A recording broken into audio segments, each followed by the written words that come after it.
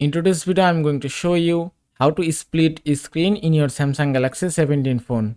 Now the first thing you have to do is open up your settings app. After that, scroll down, go to advanced features, then go to labs option, and then just go to swipe for split screen.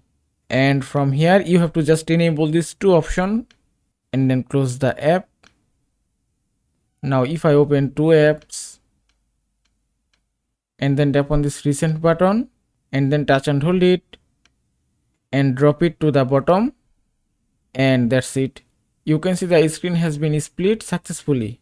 So if I close it again and then open only one app, then tap on this recent button and then touch and hold it and drop it to here, and that's it.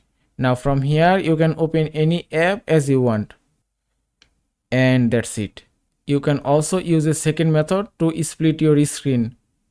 Just close all the app and then open any app again, then use your two finger, just place it here and then swipe up, and that's it.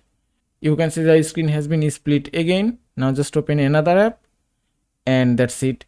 And that is how you can split a screen in your Samsung Galaxy A17 phone. I hope this video was helpful. If it was, please give it a thumbs up and don't forget to subscribe.